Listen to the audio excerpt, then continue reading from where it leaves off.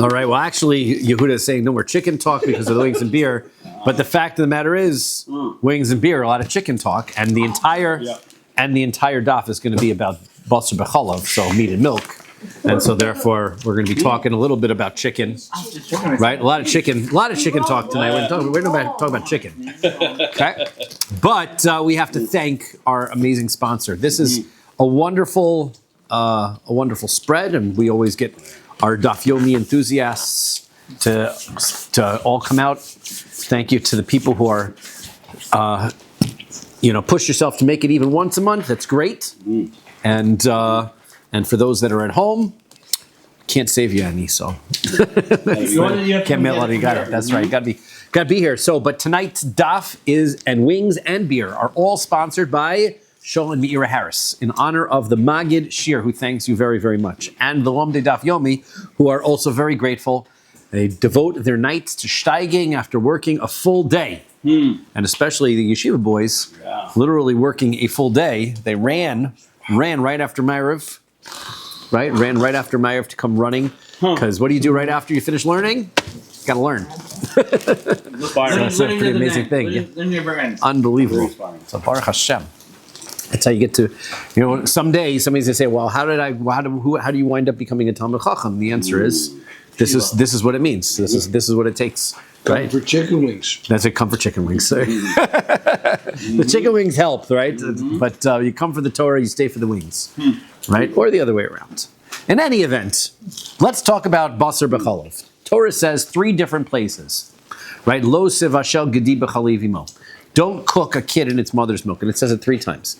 And since there's the word gedi is calf and b'chalivimo, each of those things are listed 3 times. There's 6 different drashos that we're going to learn, 6 different halachos that we're going to learn from the fact that it's repeated 3 times.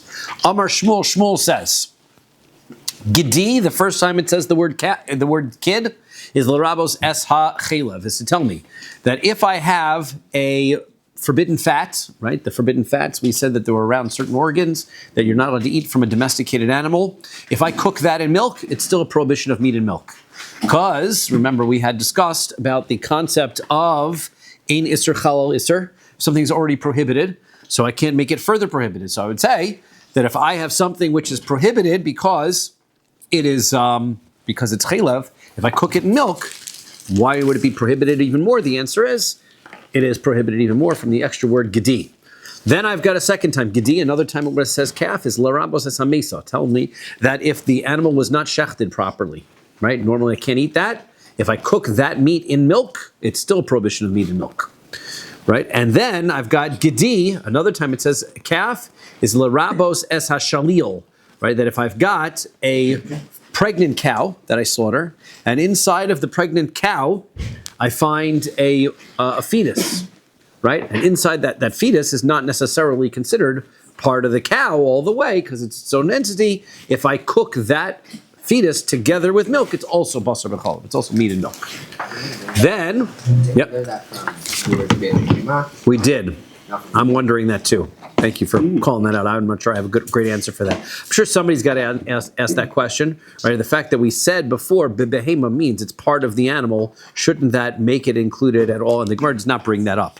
So, but if it's part of the animal and the baby and the fetus, doesn't that consider that the baby also being shechted at the same time? So that's what we had said earlier, right? We had said that if you shecht the mother, then the fetus is considered shechted. It doesn't need its own shechita because it's part of the mother, right? I guess my best answer at this point is that just because it's part of the mother doesn't make it meat. Meaning, it is part of the mother, but we also have milk inside of the cow, right? And that isn't necessarily meat. That'll be trait. If you cooked milk together with the milk that you found from an udder of a shechted cow, that wouldn't be basar b'chalav, I would suppose. So maybe that's what's going on there, but that's my own supposition. But I think it's a good question. I was bothered by it as well, right? Then it says gedi 3 times. Gedi lahotzi es adam. The fact that it says gedi, a calf, is in order to tell me that only a calf is prohibited in its mother's milk, but not blood, right? If you take blood of an animal and you cook that in milk, that's not meat and milk. That's just blood. It's just blood. Prohibited blood is prohibited, but it's not meat and milk. Gedi lahotzi es hashilya. and this I guess would be the opposite side of this, right? We've got a placenta, right, of the fetus. So that's not going to be considered meat. It's not edible, as we're going to see. And so therefore, since it's not considered meat, if you cook that in with its mother's milk, that is not going to count. And gedi, lahotzias atmeya, if you have a non-kosher animal, if you cook a non-kosher animal with milk, that's not meat and milk. And that we had discussed, right? Because of practically speaking, whether I can get, because I can't get any benefit out of meat and milk. We discussed yesterday, if I buy dog food that has milk flavoring in it, then it's cooked together. But if the meat is not kosher, is from a non-kosher animal, there's no problem with that, right? I can have dog food that has non-kosher meat, right? You mean like pork, for example? Right. If it has pork, if it's pork mixed with milk, I can feed that to my dog. But if it's cow mixed with milk, I can't feed that to my dog. So that's going to be our distinction. Okay. Yeah. There you go. See. Or dogs. Then the pasuk says, well, I'm not treating him any worse than I would treat myself. Right? So it says, Bechalev imo, you can't cook it in its mother's milk. Velo bechalev zachar. That means that you can't cook it in milk that comes from a male animal. Theoretically, it potentially could be possible with enough hormones that a male animal could also produce milk. Theoretically, that's what they say, right? Let's produce milk. So. Right, remote, but let's say it did, that would not be, that's not considered to be milk, right? If you Google, you can look it up. There are circumstances where a male can produce milk, right? A male cow?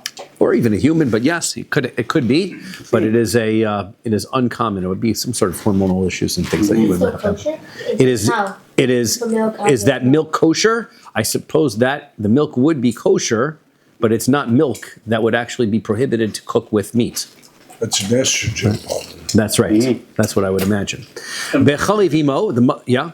Yes, men can technically lactate because they possess the basic underlying There you are. issue. There you go. So there it is. Yeah.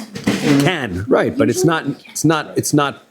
However, does not happen naturally without major disruption. And There you go. So it's possible. So, and if you did have that milk, so that milk would not be milk and meat. Bechalivimo, with the mother's milk, velo bechaliv shchuta. breast milk, would that be like real milk? Hello? That is, well, we're talking about from cows, right? Right. But human milk is not meat and milk, right? Because it's going to be it's got to be from a cow, right? From a kosher animal. That's where you're going to get your. But then we had our questions. Even if you had camel's milk and those things, it wouldn't even be basar b'chalav either. Sheep. Right. So that's not basar b'chalav. So let's say I had the milk that I shechted an animal, and inside of the udder of the shechted animal I found milk. That would not be basar b'chalav, as we said. That's not milk. And b'chalav imo v'lo b'chalav tmeya doesn't count if it's a non-kosher animal or human being, like we had said, right? So that's not going to be meat and milk. So hot plus a gedik sive, v'anan shita darshina. If you count Shmuel, right? We only say the word gedi 3 times, and you've got 6 drushos here, right? Because he counted gedi to include 3 things, and then he said gedi excludes 3 things. That's 6 things. How are you learning 6 things from 3 words? So it should be only 3 things. So the answer is, really it is only 3, because kasavar Shmuel isser chal isser. First of all, the first couple where he says that that chilev and a non-shechted animal is also going to be basar b'chalav, that he doesn't need a pasuk for, because he holds, generally speaking, the rule of isser chal isser, meaning just because something is prohibited once doesn't mean that it can't get additional prohibitions. So if I've got a piece of meat that wasn't shechted, I can't eat it. But now if I mix it with milk, it can be doubly prohibited. So he holds that's general. And then Isser Chelev Meisam Echad Krod Nafki. So therefore, both the prohibitions of Chelev and the dead animal will come from one pasuk, right? It says Gedi 1 time. So Dam Nami, also blood, Lav Gedihu. That, don't need a pasuk for that either, because that's not a calf, that's not a kid, right? So therefore, Shilya Nami, and so therefore a placenta also is pure Shabiyamahu. That's just refuse. It's not even edible. So therefore, that doesn't count. You don't even need that as well. Pashur l'trei. So I only have 3 of these left. Chad l'rabos eshalil. 1 to tell me that the fetus is included. V'chad l'mute behema tmeya. And 1 to tell me not. And 1 to tell me to exclude a non-kosher animal. Okay. So those are the 2 extra psukim. So 1 to tell me that the can't cook kid in its mother's milk, and then 2 additional ones to tell me doesn't include non-kosher animals, and it does include the fetus that's in the animal. Sover Shmuel Isser Chal Isser, but now, is it true that Shmuel holds of this rule of Isser Chal Isser, that when something's prohibited, that it can be prohibited again for another reason? So v'ha'amar Shmuel mishum Rabbi Elazar. Didn't Shmuel say in the name of Rabbi Elazar? Minayin lekohen tamei shachal truma temeya she'enu b'misa. How do I know? Let's say I've got a kohen, and he's tamei, and I've got truma that is also tamei. So how do I know that he does not get misa? This is Shmuel talking. So he's not going to get the death penalty. Normally, if a person who is a kohen, right? If he's a kohen. If he's a tamei kohen and eats truma, he gets misa. He gets the death penalty. So he's a tamei kohen. He's not eating kosher truma, regular truma. He's eating tamei truma. He doesn't. Why? Because the pasuk says, "Umesu bo ki yechalaluhu." You will die. The kohen should die. Why? Because he's profaned the truma. Only if the truma was originally tahor, and you, the tamei kohen, come along and you profane it by eating it when you're tamei, that's when you get misa.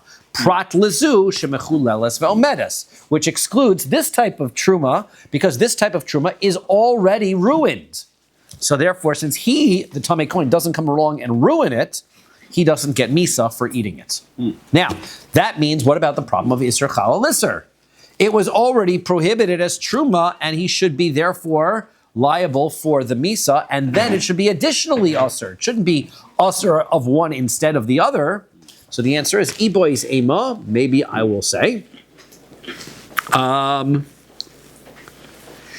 bi'alma Isser Chal Isser, that maybe it's true. Shmuel does hold of Isser Chal Isser, that Shmuel does hold that Isser does fall on Isser, but Shani Hasam, but this case alone, by the Truma, by the Kohen with the Truma, that's different. Demiyat Kra Umesu Bo. The Pasuk specifically says it doesn't. Normally it does, but we had a Pasuk that says it doesn't. So therefore, that's why it doesn't. Iboy, say more else if you want, I will answer. Bi'alma Kasavar Shmuel Ein Isser Chal Isser. Generally speaking, he holds that a prohibition doesn't fall on an existing prohibition. Shani Hacha, but here it's different. De Rabbi Rachmana Gedi, because the Torah is specifying the extra word Gedi in order to include it, to tell me the Isser does fall on the Isser. So it's either one, he holds one or the other, but right? But the pasuk is either including it if he normally excludes it, or the pasuk is excluding where he normally includes. Ve'iboy sema, and a third potential answer, Hadidei Hadirabbe, that he's presenting two different points of view. One is his own point of view, and one is his Rebbe's point of view. He himself holds by Basar B'cholov that an Isser falls on an Isser, but where he said that Shmuel said the name of Rabbi Elazar, Shmuel wasn't himself agreeing with that, he was just holding that in the name of Rabbi Elazar.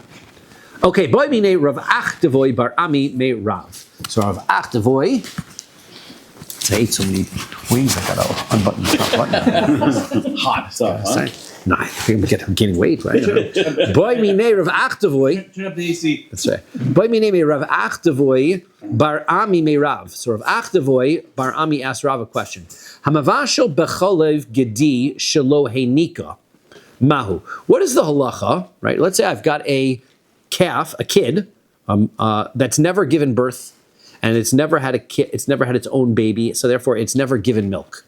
Okay. What if I take milk from that mother animal? Right. It's not a mother. That's the point. Pasuk says, I can't cook a kid in its mother's milk. This isn't mother's milk because the animal's not a mother. So is that basar b'chalav or not? So Amar Lei, Rav answered him back, meaning it's Shmuel lemeimar. Since Shmuel has to say that b'chalav imo lebelo b'chalav zachar, he says specifically a mother's milk, not a male animal's milk. Now, zachar delasi lichlal aim. Why? Because a male never can become a mother. That's the exclusion, right? Used to be that way. Yep. Aval hai, Tell the rest of the world. right? Changed. Aval hai, right? Even in his Cant of Freedom holds. Aval hai, but now, right? Kevan de bol l'klal aim, right? Now that this animal can become a mother, it's aser. So therefore, it doesn't matter if the female animal has had a baby or not. The milk is still milk, and it's prohibited for cooking with meat. Itmar, okay. The Mishnah said hamavasho chelev becholov. Okay, so I've got forbidden fats, and I cook it together with milk. right? They look like chalav b'chalav, but it's not chaylev b'chalav. So Rabbi Ami v'Rabbi Asi. So there's an argument between Rabbi Ami and Rabbi Asi. Chad Amar Loka. One says you're going to get lashes. V'chad Amar Eno Loka. And one says you don't get any lashes, right? About basar b'chalav. So lema b'hakamiflagi. What are they arguing about? Let's say they're arguing demand Amar Loka. The one who says you're going to get lashes kasavar iser chalal iser. It was already prohibited because of chaylev. Now it's also prohibited because of meat and milk. You're going to get a set of lashes for meat and milk, even though it was already prohibited. And the other says, the other one says, you don't get lashes, is kasavar inis or chalisser. Right? You're not going to get lashes for the meat and milk. You'll still get lashes because it was chaylev, I would presume. Right? So you're not going to get extra set of lashes because of the meat and milk. Why? Since it was already prohibited as chaylev, it can't be prohibited a second time as meat and milk. Double jeopardy. So that's double jeopardy. It's kind of like on the same item, right? Double jeopardy is you get tried for the same crime. This is two different crimes on the same action, right? But slightly, but it's a good way to put it, right? It's like a double jeopardy. So the Gemara answers, lo, that's not what they're arguing about. Dekuliyama ein iser chal iser. Everyone agrees that the prohibited item doesn't fall on the existing prohibited item. Achila dekuliyama lo pligi de lo lucky. And therefore, if you eat this piece of meat, which has been cooked with milk, nobody says you're going to get a second set of lashes for eating meat and milk. The question is, kipligi abishal. The question is, when you cooked it, are you going to get lashes for that? Because man damar loka, the one who says you do get lashes is chad isurahu. That's only one prohibition. There's no prohibition of cooking. There's no prohibition of cooking chaylev. You can cook all the chaylev you want. You just can't eat it, right? So you're going to cook your chaylev and give it to non-Jews or whatever you want to do. You could do that, but you can't eat it. But now that you're cooking meat and milk, that's one prohibition. So it's not a iser chal iser. It just becomes aser because you put the milk in. Amandamar enaloka, the one that says you don't get lashes is lahachi apka rachmana lachi lebeloshin bishul. That's why the Torah never says don't eat meat and milk. The Torah says don't cook meat and milk. And we learn from the fact that it says don't cook meat and milk multiple times, we'll see, that's how you know you can't eat it. Actually, there's going to be discussion in tomorrow. How do you know you can't eat it? So therefore, why are they connecting eating to cooking? To tell me that when there's a prohibition to eat, then there's a prohibition of cooking. So therefore, since this meat is already prohibited as chaylev, it isn't prohibited to eat it as meat and milk. Therefore, there's no prohibition also to cook it. So if I cook my chaylev together with milk, it's not a problem. Kuf Yudalad Amid Aleph, Kevan De'al Achila Lo Lucky, since you're not going to get lashes for the eating of it, Abishal Nami Lo Lucky, you're also not going to get lashes for the cooking of it. Ve'ika De'amri, and there are those who say, Abishal Kuliyama Lo Pligi De'lucky, that it goes the other way. Everyone agrees that since cooking chaylev is not prohibited, if I cook meat and milk, right, then I'm going to, if I cook chaylev and milk, I'm going to get lashes for cooking it. Kipligi achila, the question is on the eating in it. Man da'amar enaloka, according to the one who says you don't get lashes for that, is daha inis or chalisser, simply because it's already asur as chaylev. You can't get doubly punished for the same action, double jeopardy, right? So because you can't get the extra punishment for eating meat and milk when it's already prohibited because it's chaylev. Man da'amar loka, the one who says you do get lashes, lach yapka rachmana lachila b'loshen bishul. That's why the Torah compared eating to cooking. Keva da'bishul lucky, achila nami lucky. Since you're going to get lashes for the cooking, which everyone agreed you would, you're also going to get lashes when you eat it. Okay, so it's outside of the normal rule of isser chal isser. Ve'ibais ema, or else, if you want, I could answer mar amarchada umar amarchada velo pligi. They're just talking about two different circumstances. One is talking about when you cook it, when you do get lashes, and the other is talking about it when you eat it, when you don't get lashes, and they're not even arguing. So that's a third potential. Meisvei. Okay, the people in the yeshiva asked the following question, according to the opinion that says, Ein Isser Chal Isser, you can't have, once something is prohibited once, you can't then put a second prohibition on the same item. Hamavashel b'mei chalav. Okay, you want to cook in something called mei chalav. And you make cheese, maybe it's also the same thing with you make cottage cheese or something like that. You add a congealing agent and you get curds, right? Like, and then the curds, you have curds and you also have whey, right? Curds and whey, that's what, like little Miss Muffet, right? Right? She has curds and whey. That's basically the chunking up of the milk, Those are your curds. You gather those curds up and you squish them together and you make cheese out of that. And the leftover liquid, which is missing all of the proteins, all the milk proteins, Rubbish? that's called whey. It's like a milky water. Right? No way. That's what we call it. Well, now although maybe it has, maybe it does have, like whey right, you have whey powder. Yeah. Correct. So maybe it still has proteins and things. So maybe it still has protein. That's possible. That's all right. So now, so we wanted to know, mei chalav, somebody cooks with mei chalav is potter, right? So that's you're exempt from cooking meat and milk. Dam shebishul b'chalav, potter. If you cook blood together with milk, you're also exempt, right? Because blood is not a calf.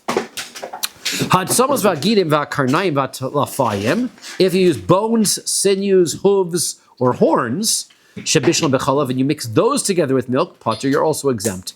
Hapigol ve'anoser ve'hatame shebishlan b'chalav, chayev. If we take our old friend pigel, right, the meat that's prohibited because you had the intent to eat it out of the right place. It doesn't matter. Whenever you show up, Jeff, we're going to say the word pigel, right? And the leftover meats from korbanos and tamei korbanos, all of those things are already prohibited to eat. So if you cook those with milk, you are going to be liable basar b'chalav. So now the question is, what's going on? Didn't we have a rule of ein iser chal iser? If it's already prohibited, why should it be prohibited again because of meat and milk? So the answer is hatano savar iser chal al iser. The answer is, yeah, that brisa holds that there is a prohibition of iser chal iser. Okay, says the brisa. Hamavasho b'mei chalav potter. We said in the brisa that if you use whey and you cook that with meat, that's not a prohibition of cooking meat and milk. Is it whey milk? Whey is a product that comes from milk when you remove the curds, right? Is that why some protein? That's where the protein, correct. And it's dairy because of that? Yes. Yeah. Every whey protein powder is dairy, right? You know, every whey. Because of that. Because it comes from milk, yeah. No way. But it's No way. milk. It's just it's a portion of the milk. Correct. It's a portion of the milk. That one. Is it like kefir? I don't know what kefir is. Like fortified yogurt or something? Oh no, that's like the reverse. Because fortified yogurts is when you have add active bacteria cultures to the milk to make it like thicker, right? This is the thin. Whey is really thin. It almost looks like a milky water. Yeah. Yeah. Let's try again. I'm almost thinking like, when I eat cottage cheese, right? I put it into my container, right? And I put it, and then I take it out at lunchtime, right before you mix it up. You've got like the liquidy part of it is the whey. Yeah. That's what I think is the whey. Yeah. Right? So, this is going to support what Reish Lakish says. It's not, he learns in the Mishnah. Mei chalav harehein kechalav. The liquid of the milk, right, is like milk. Vehamochel harehu keshemen. And the water that comes from olives, what you have to do is you take the olives and you let them sit out first until they get soft before you squeeze them for the oil. That liquid that comes out from the olives is considered to be like oil. Now, as for what practical, we say it's like water, like this is like milk and it's like oil.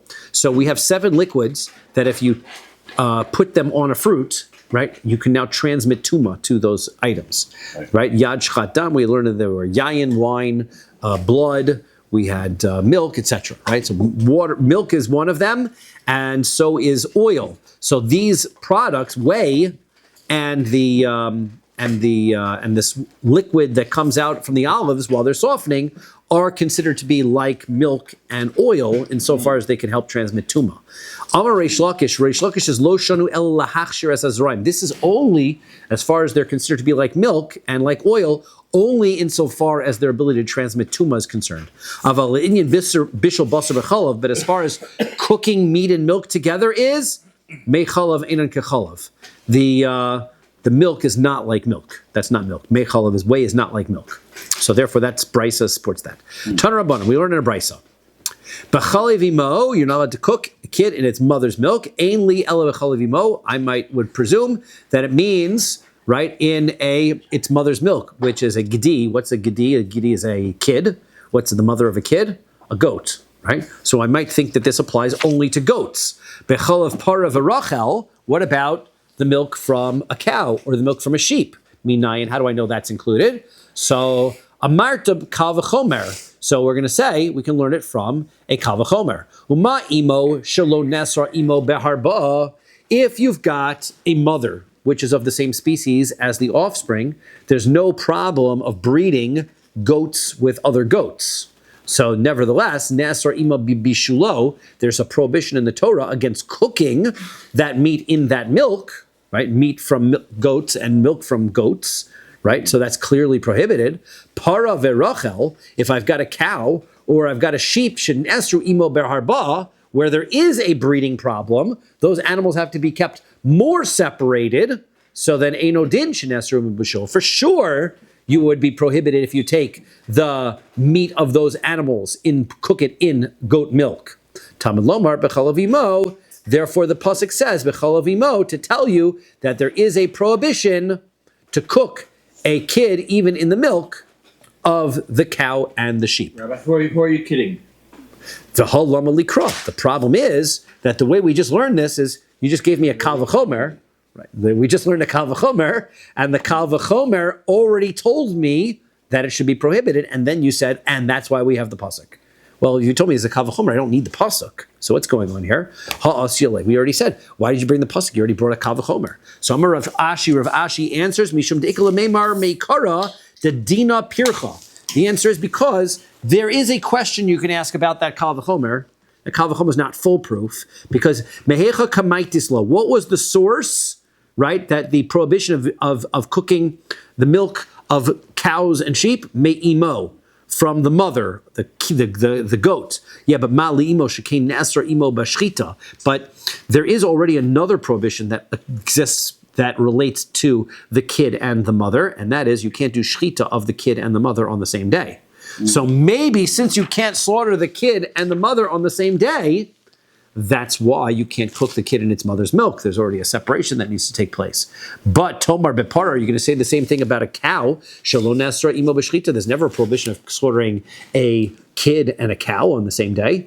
They're not related to each other. Therefore, maybe there's no prohibition against their meat and milk together. So therefore, Talmud Lomar, that's why you need the pasuk, B'Chalivimo, the mother's milk, meaning even if it comes from a cow, I still can't cook a kid in a cow milk, right? Well, if you shchita a cow, you get meat. If you shchita its offspring, you have veal. That is true, but they are both meat. Right? Yes, of course. The fact that we call one, we give one a nice name, right? If I call it beef or I call it, cow or I call Veal. it, it's all basically meat. Yeah, with the sheep, it's Right. not the same thing, though. Mean it's not meat? No, it's all meat. Right. So we're all going to keep through meat. But, okay. So Tanya Idach, we have another brisa. This brisa says, you're not allowed to cook bechelev imo, in the mother's milk. Ainli ele bechelev imo. I might think that there's only a prohibition against cooking the goat meat in mother's milk. Bechelev achoso gedola minayin. How do I know that I'm also prohibited from cooking the meat of the kid in the milk of a cow? Right now it says achoso gedol. It's older sister is literally the translation, right? But we're going to interpret that according to achoso gedola is the para, right? Right. It's because they're both types of domesticated animal. It's the bigger sister, right? The bigger version of it. Right, so therefore it's included. So therefore, Marta kal v'chomer. We've got a kal v'chomer. Uma imo shed nichnasa imo ledir lihis aser. So when it comes to a mother, if they were born in the same year, the mother and the calf, that's possible, right? Really? The mother, right? I was wondering how possible that is. I was trying to figure that out. It know that the gestation period for a goat, I believe, is 6 months. So therefore, it means that it could probably get pregnant when it's 5 months old or something like that. Potentially, that makes some sense. And then you could have a calf born in the same year as its mother. If that is the case, then they both could be in the same tithing flock. So what happens is every animal born within the same year, as we learned in Maseches Rosh Hashanah, right? The Rosh Hashanah for animals is Aleph Elul, right? Is that what it is? So first, right? So therefore, every animal born during the same year all gets into the same flock, and you run it through the pasture, and you count them, 1, 2, 3, 4. Every 10th animal gets brought as a korban. Right? You had a question? Okay. So now, you could have the mother and the goat in the same flock. Nesro ima b'bishul, and you say that therefore the milk is prohibited. That's maybe why, right? Because they're connected to you. They can't. Achoso shelo nichnasa ima ladir lisaser. The cow, which isn't ever part of the same flock, you can't have a cow in the same flock as a goat, different flocks. And odincha nesro ima b'bishul. For sure, that's going to be prohibited to cook in the milk cook the meat in the mother milk, because they're even more separated. Then the pasuk says, no, b'chelavimo, that you're not allowed to cook in the milk. So you have the same question. Why do I need the pasuk? Ha'asyala, you just told me a kal v'chomer that taught it. Why do you need the pasuk? So Rashi says, because there's a problem with that kal v'chomer, because you could say, mikara de dina pircha mehecha kamaitis. What was the question? Where was your source from? Mehecha kamaitis la? Where are you going to bring it from? Me'imo, from the mother. And ma'ali imo shekei nesar imo b'shchita. We know that the kid and the mother can't be shechted on the same day. Tomar ba'achoso gedola, you're going to say about the cow, shelo nesar b'shchita, where there's no prohibition against shechting it on the same day. So I'd think that since they are separate as far as shchita is concerned, maybe there's no problem of cooking them on the same day. Tamalomar b'chelavimo, therefore the pasuk says b'chelavimo, to tell me that you're also not allowed to use the milk from the cow in order to cook the meat of the kid. Fine, that's the bigger animal. Bigger than goats is cows. What about the achosukatana? What about the little sister? What's the little sister? The sheep, right? The little sheep. Right? I know the art scroll doesn't translate it that way, by the way. No, the art scroll doesn't do any. When I had looked at the art scroll on this, and it doesn't bring any of this, but the Mesivta explains it in a kind of way. It kind of makes it nicer to understand. Asya mi beinaya. So the answer is, we're going to learn it from what we call a tzad hashaveh. Tzad hashaveh is where I've got two different things, and I say that since their similarities are connecting, that anything that has the same similarities as those two these two type cases will also be included. So let's explain what that means. Mehei tesi. Where are you learning it out from? Tese me'imo.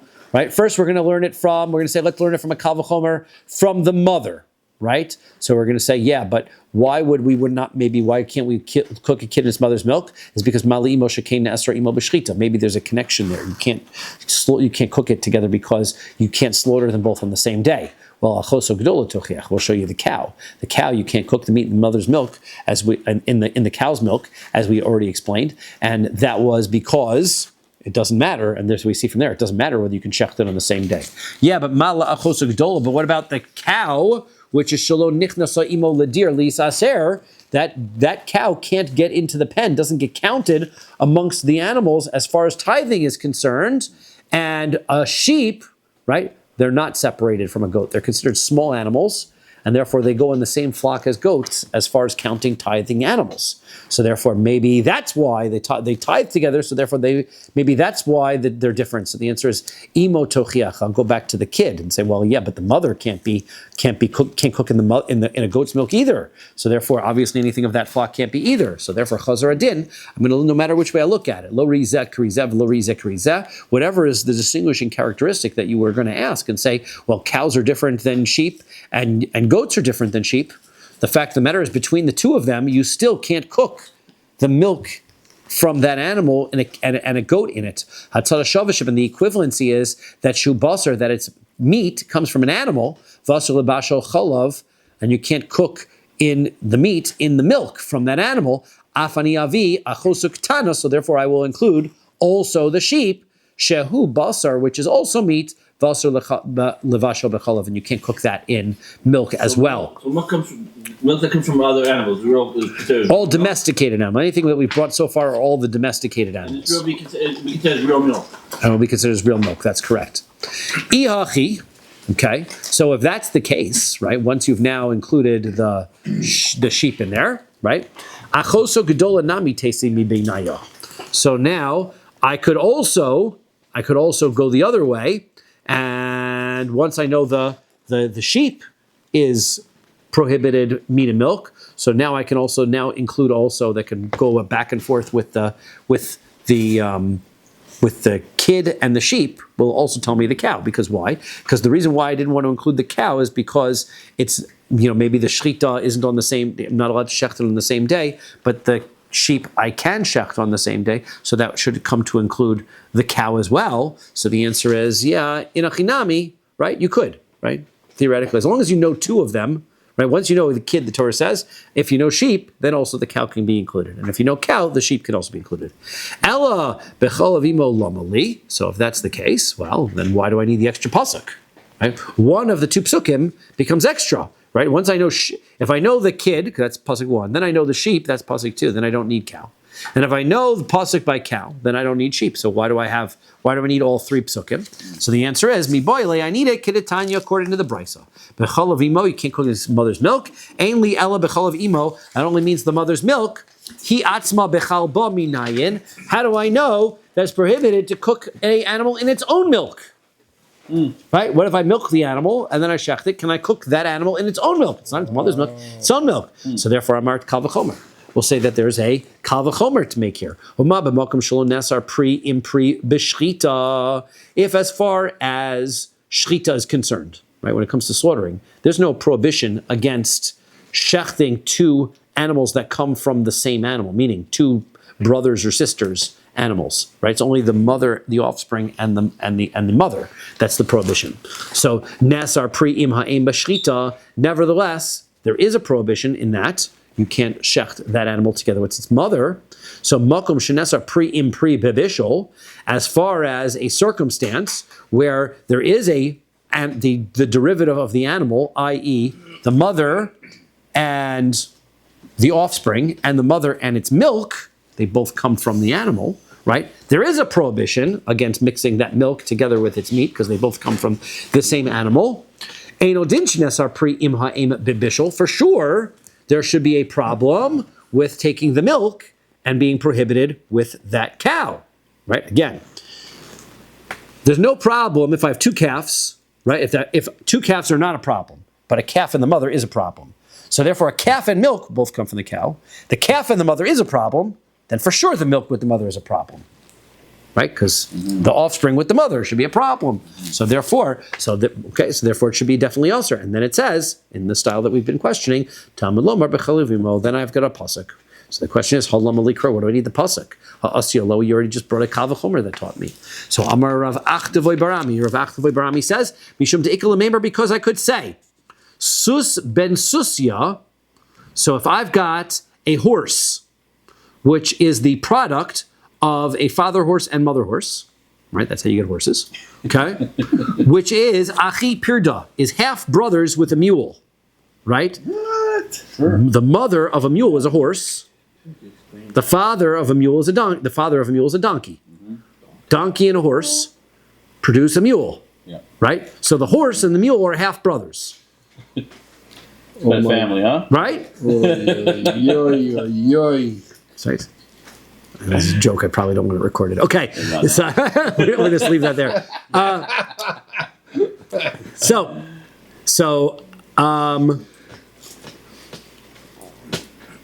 So yochiach she'aser pri im pri.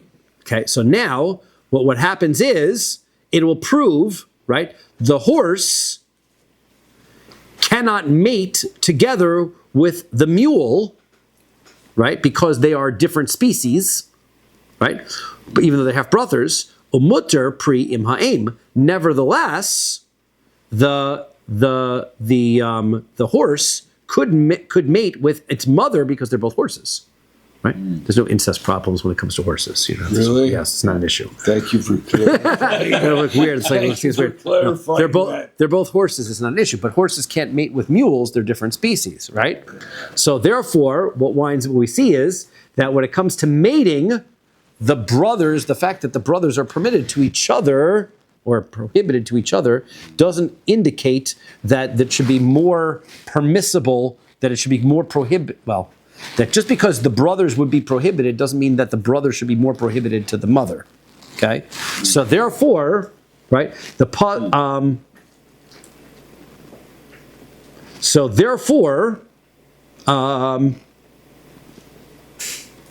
there's no proof from Shchita that if the milk and the meat, both which come from the mother, can't be cooked together, that would also mean that the mother can't be killed on the same day as its offspring, or that the mother can't be cooked together with its offspring, i.e. the milk. Just because the mother, who has both milk producing and meat that it produces, those two things can't be mixed together, doesn't mean that the milk from the mother can't be mixed with the milk itself. Because the horse can't be mixed with the mule that both came from the horse, but the horse can mate with the mare. That's not an issue. So therefore, no. Hasam, there it's different.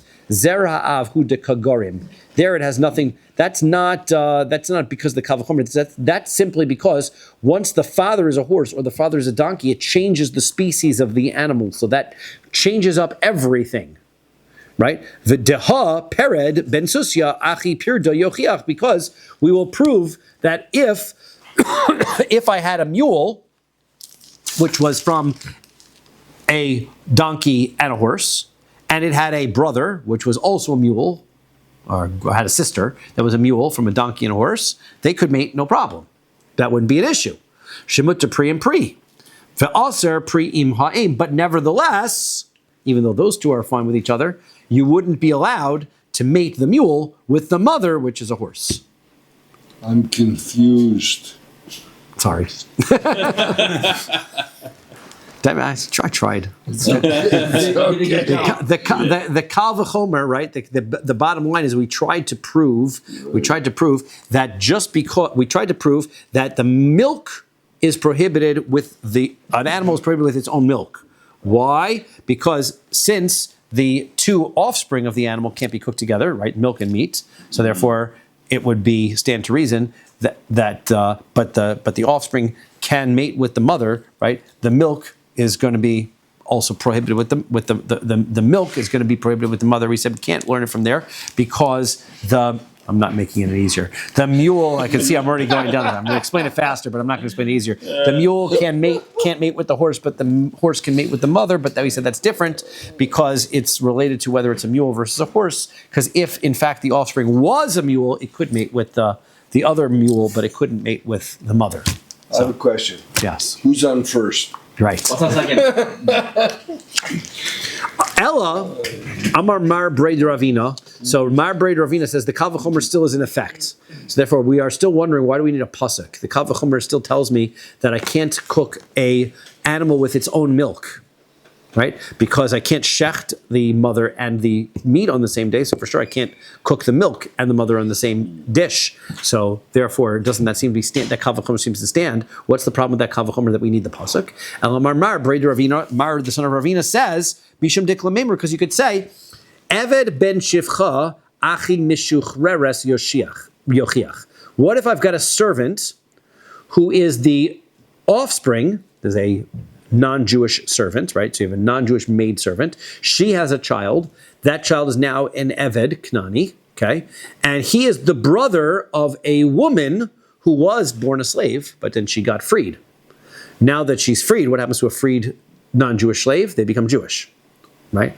When they're freed, they become Jewish. So now, Aser Pri Im Pri. Does you have to go through the whole conversion? No, when you free a slave, they become Jewish immediately. They go to the mikvah, they get their shtar shechur, they become freed, and they become Jewish, right? That is the famous story about I forgot who it was, who had 9 people. He showed up to minyan with 9 people, and he had his slave, so he freed his slave so that he would be able to get a minyan, right? That's pretty quick, right? Good trick. Only we can do that today. So, She'asar Pri and Pri, this brother could not marry his sister, not because they're brother and sister, because they're both not Jewish, wouldn't be, right? It is problematic because she's converted, right? So but it's still problematic because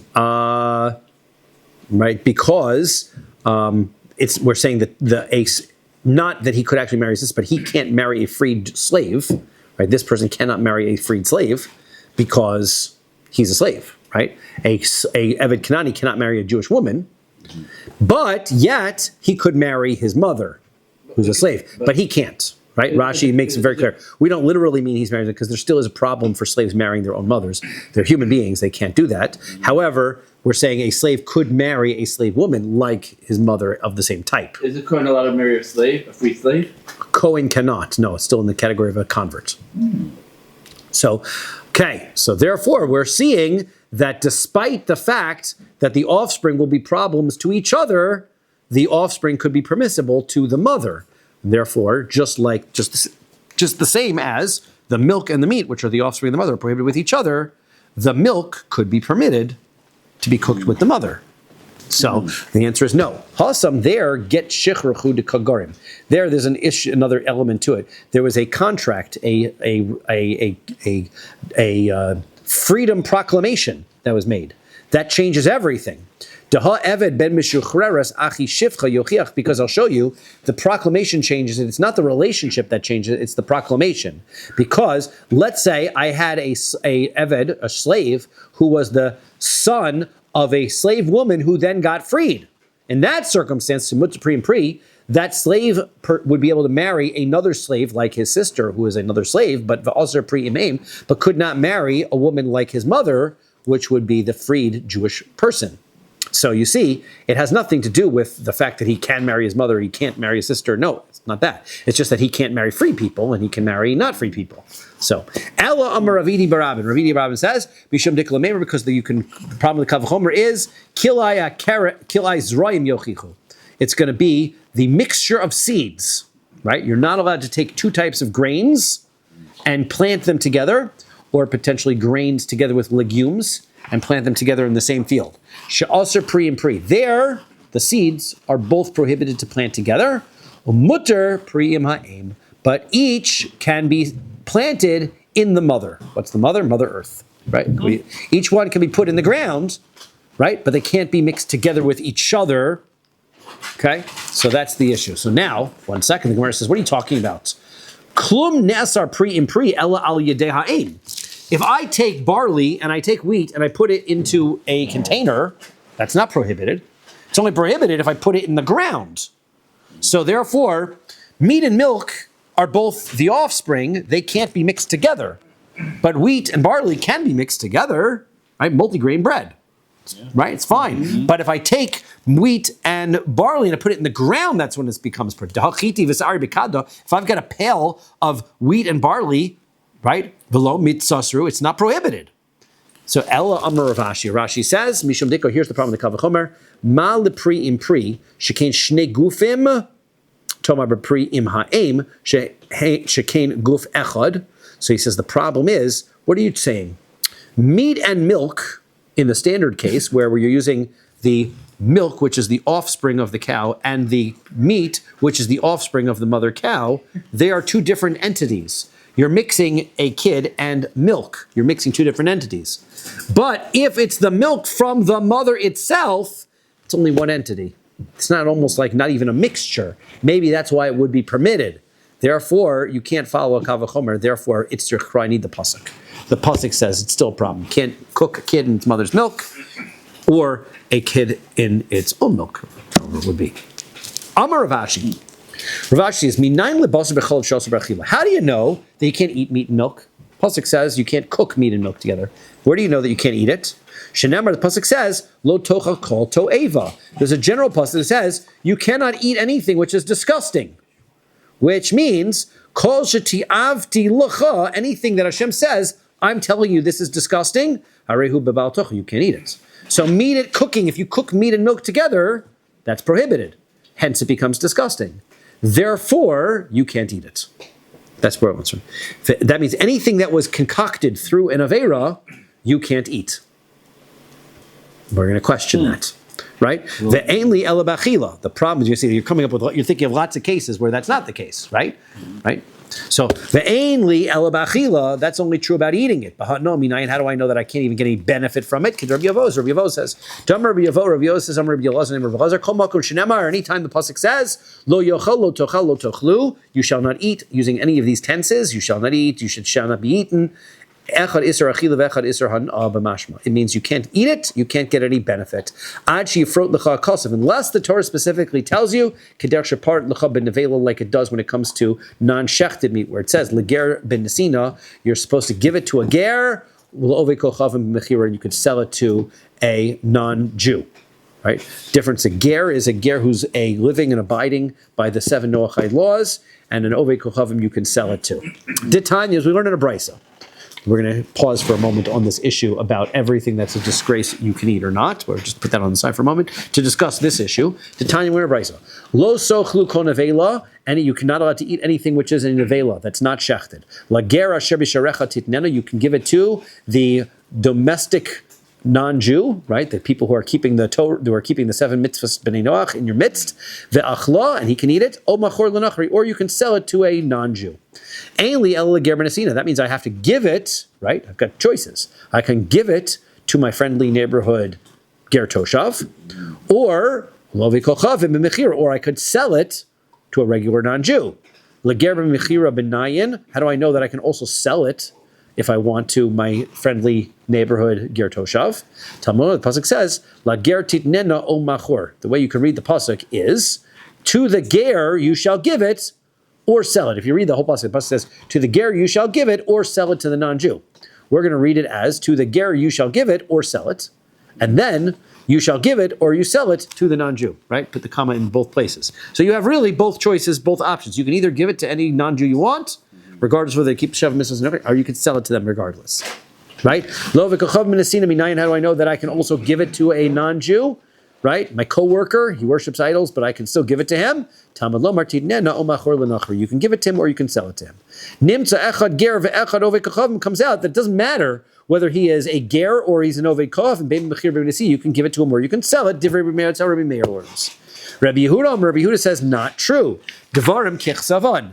The letters, you read it, just do it like the Torah says. La ger ben nesina, you have choices. You either give it to your ger friend or your ger friend, right? Well, ove kochav mechira, or you sell it to a non-Jew. Those are your choices.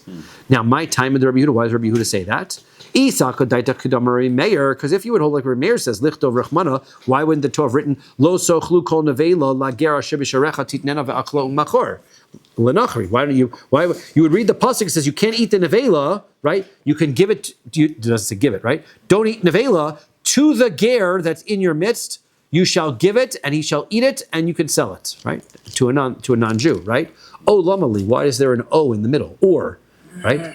Why does it say or in the middle? Shma mina ledvarm kichsamu doesn't. Or tells me there are two choices: either give it to the guy who keeps the Shev mitzvahs, or sell it to the non-Jew. Not you have two choices of giving it or selling it to either one of them, right? Therefore, it's leger b'nesina lovei kochav mechira. For Rabbi Meir, what about Rabbi Meir? Amar lach, he'll say to you, hi oi, what is the or for? Lahaktim nesina leger lemechira lovei kochavim. You could do whatever you want. You could sell it or give it to whoever you want. It's just that it's better to give it to your friendly neighborhood ger toshav who keeps the Shev mitzvot b'nei Noach than it is to sell it to the non-Jew. For Rabbi Yehuda says, I don't need a pasuk for that. Why? Svarhu, that's logical. Because there's a pasuk. The pasuk says, right, you're supposed to support the ger v'toshav v'chayimach. If you've got a non-Jew who lives amongst you and he keeps the Sheva mitzvahs b'nei Noach, he's our pal. We live with him. We're coexist, and we treat him just like every other regular person, right? It's the non-Jewish people, the idol worshippers, that are problems. Those are the people that we're a little bit suspicious of. So therefore, why the Torah doesn't need to tell me that if I've got meat that I can't use anyway, that I should go to my friend down the block who's non-Jewish, who keeps the Sheva mitzvahs, and give it to him. Of course I should give it to him, rather than make a quick buck and sell it to the non-Jew in the store who doesn't keep the mitzvahs. Elameat. So we said that the source, back to our point though, the source of the prohibition from eating meat and milk is anything that is a disgrace, you can't eat, right? And so we got to get to this point because Josh is already jumping on the idea that does not sound right to him. There's got to be things that are in our minds that are prohibited ways to think, but you can eat it anyway. If that's true, let's go to Kuf Tes Vav Amud Aleph, Maisa Shabbos. Let's say I cook something that I make on Shabbos. I cook on Shabbos. I woke up in the morning. I forgot it was Shabbos. I made scrambled eggs. I go, oops. So I can't eat it, right? On Shabbos, I put it in my fridge. But the rule halacha we learned was you can't eat it. It's only shogeg. You can't eat it for the amount of time it would take for me to make it after Shabbos. So what happens? I wait. I get up on Sunday morning. I got eggs in the fridge. I take them out. I microwave them. I can sure eat them, right? There's no problem. They should be litasser. They should be prohibited. Why? Dahati avdi lechahu. They were just made in disgrace. They were created through an act of an avera, so therefore you should never be allowed to eat them. Amakra, so the pasuk says you should keep the Shabbos, because it says keep the Shabbos, ki kodesh he, it is holy. So who kodesh vein maser kodesh? The answer is Shabbos is holy, not the things that you do on Shabbos, which means that if you make the scrambled eggs, it's not prohibited you to eat. But generally speaking, that rule applies. Just that doesn't. Okay, what about chorish b'shor b'chamor? What if I'm plowing my field? And in my field, I've got the animals that I have on hand. I've got a donkey and I've got a ox. You're not allowed to plow with a donkey and an ox together, right? One's kosher animal, non-kosher. Can't plow with them together. Or so now I shouldn't be able to eat any of the crops from that field. Or chosem pipara v'doshba. I'm not allowed to muzzle my animal while it's threshing. What if I muzzle the animal and I thresh with it? I shouldn't be allowed to eat any of the grain that I've got there. The tosser should be prohibited because it became the produce that I get became prohibited through those actions because there was a prohibited action. So hashta uma Shabbos dechamira masem mutarim. The answer is well, if Shabbos you do an avera, then you can still go ahead and eat what you made on Shabbos. Hani lo kol shkein. So these for sure you should. Okay. So now. The Gemara wants to know a little bit step further. Kilai zeroyim litasru. What if I mix seeds together? I've got barley and I've got some barley and I've got some wheat and I plant them together. It's prohibited, but I can eat the produce. Litasru. I should prohibit it. Because it's disgraceful. So the answer is midgoli rachmana gabi kilaya kerem. The Torah specifies that if I plant grain in a vineyard, then it says pen tikdosh, pen to kadesh, right? Don't do that, because if you do that, then the crops will become sanctified and you will have to burn them. So mikal dekala zeraim sharu, which means that that's the only type of kilayim, of mixtures that that have to be destroyed. But the seeds do not. The mixture of seeds do not. So that's why it's okay. Okay, well, ve'ema kilaya kerem asurim bein ba'achila bein ba'anah.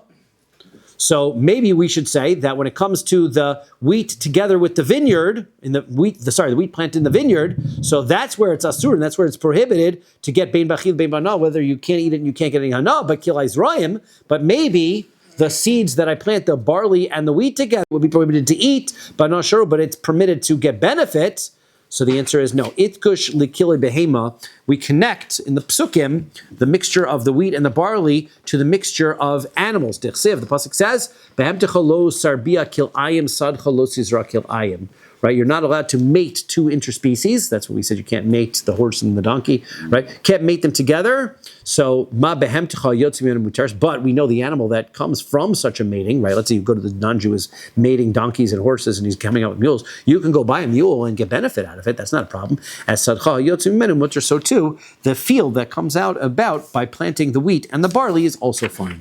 The kilei behema gufayhu. Okay, but who says that's permitted?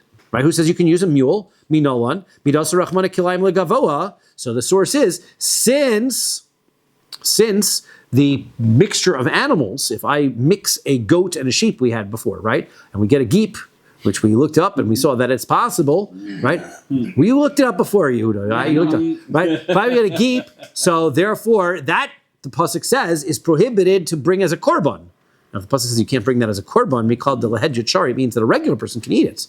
It's not a problem. So osov espino. So okay, the Gemara says osov espino litzar. What about if I shech the mother and I shech the offspring on the same day? Shech the mother and offspring on the same day. So that's prohibition, but I don't have to throw the meat away. Still eat the meat. Litzar, let's say it should be prohibited. Midas rachmana mechusar zman legavoa. The answer is no, because since the Torah tells us that if there's some animal that I can't bring as a korban today, but I could bring it tomorrow, that is prohibited as a korban, right? that means such an animal that I couldn't shech today, but I can shech tomorrow, i.e. an animal whose mother was shechted today, right? I can't shech it today, so if I do, mikal del hedjachari will be permitted to eat that animal.